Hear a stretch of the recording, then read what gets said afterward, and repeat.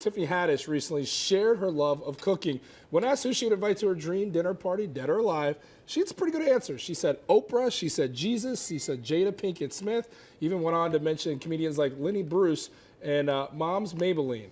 Are any of these? There's a list. There's a look at her list right there. Lenny Bruce is a surprise. That's a throwback stand-up comedian right there. And obviously, you know the rest of the list right there. So are you guys respecting that list right there? Do you like that list? Yeah. I think a lot of people would say Oprah, Jesus, and then the third one is just like who. Or they'd say they're the same person. When have you ever seen Oprah and Jesus? Yeah, you can get two in one. Yeah, exactly. All right, well, Felicia, let's start with you. If you could have your dream dinner list, we're limiting you to 3. You only get 3. I know, this is hard. So you guys obviously know a couple of them already. So Beyonce is one of them. Okay. That's a given. You know, I absolutely love her. But Oprah's actually on my list too. Obviously, me working in television and just having been from Chicago and just having been a TV watcher, obviously with my mom and stuff, I grew up watching Oprah.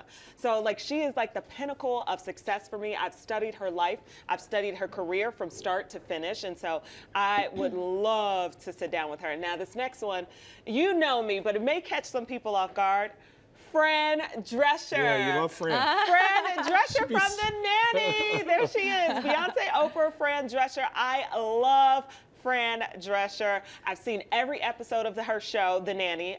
She still looks all great. Seasons. She looks amazing, and I just love her humor. And that sitcom, like we need more sitcoms Are they like bringing that back or no? Were they talking No, there about was talk about Cardi B possibly playing her daughter in it, but there's nothing like set in stone that it They might should have come Cardi back. B just be Fran Drescher and do it over. That'd be good.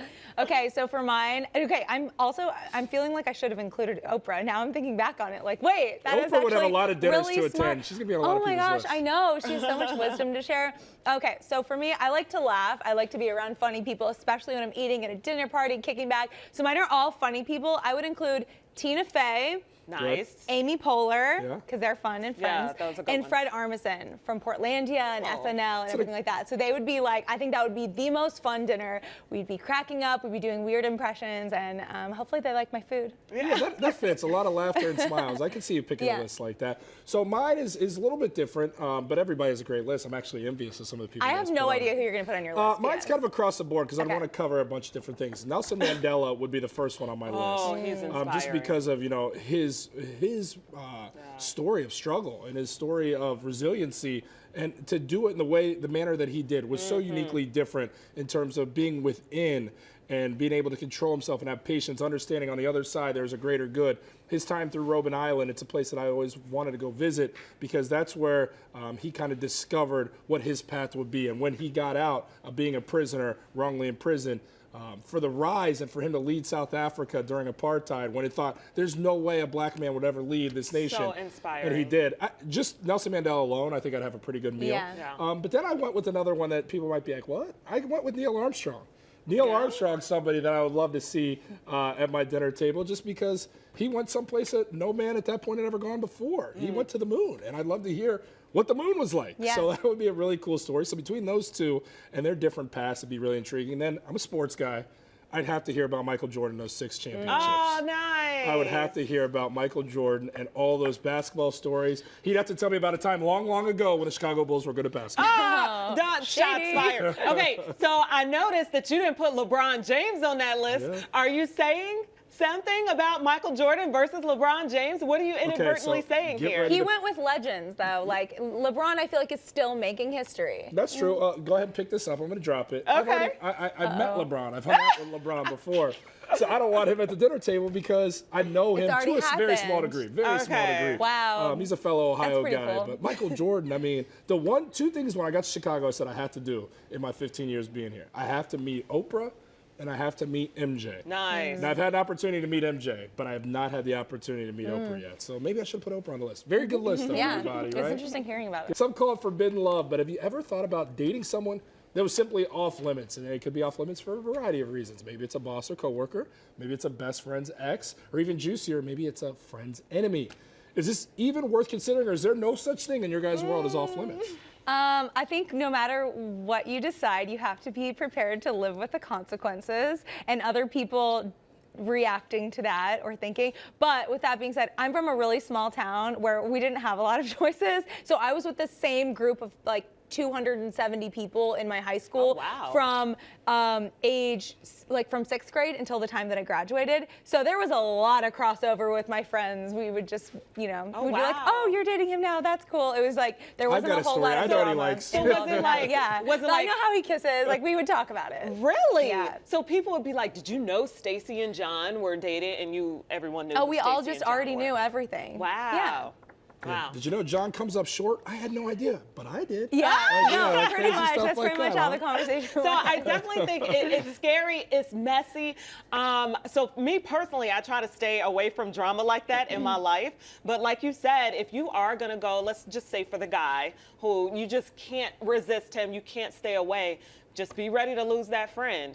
Be ready for the downside talk to that of friend ahead of time, because maybe they don't care that much anymore, but I feel like you have to feel it out and be like, hey, so I do have feelings for this person. Like, you can either say, like, I'm not going to go for it if it's not okay with you, or like, can I please have permission?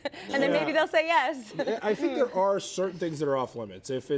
I don't know if a best friend's family member is off limits, because I think that's your best friend. They should know that you'd be good to them. Yeah. What I do deem off limits is maybe one of my best friends who had a long-standing relationship with a woman and it didn't work out. I don't care. And they'd have to walk up to me unsolicited and give me a blessing of saying, hey, I think you two would make a good pair. You should pursue that. Otherwise, I'm never even considering that. That is out of the realm of possibility. And then obviously somebody who's taken, whether I know them or not, like that's for them to be in the relationship they're in. If they ever come out of that relationship, then there's an opportunity. Me and my now fiance, we were in other relationships, but we never explored anything with us while we were in those. That never even crossed our mind. Yeah. That's why we built a great friendship. And then when things became open and we became available, then the light And flickered. now you that we trust did each it. other more because you know that you both are respectable. And she's got a lot of in that dirt on way. me now too, because as friends I told her way too much. And I shouldn't have Oh told her. God! So she's like, I know this is always what you do. Yeah, but I think ultimately we can all agree there are things that are off limits. Right? Yeah, Yeah. 100%. Yeah. And you just gotta decide, like you said, Carl. I Yeah. thought that was a smart point. If you're gonna go that route, understand if you're gonna make that bed, you gotta sleep in it. Yeah. And so there are going to be consequences. All right, well, according to a study, self-driving vehicles will lead to a rise in car sex, everybody. Yeah! You're excited about this one. She's really into I'd car be sex. excited. I'm the only one? No, Okay. you know I am. Do you agree? It's Friday, you guys, and we're talking about car sex. Yeah. We should all be excited. Yes, I agree. I mean, What if this we is- don't all have cars? That could be a problem. I mean, Just have sex then. she says just have sex then. That's what I'm talking about, Felicia. Welcome over to the dark side. All right, so you guys agree. What else are you going to do on a self-driving car, right? I mean, imagine going on a long-distance road trip. You're in that car for 5 hours. You ain't driving it. What else are you going to do if you're with your significant other? With your significant other, one thing for Oh, sure. yeah. When I'm in Chicago traffic on the Dan Ryan, there's always traffic there. And I'm like, man, I could be doing so many other things, but I have to sit here and drive.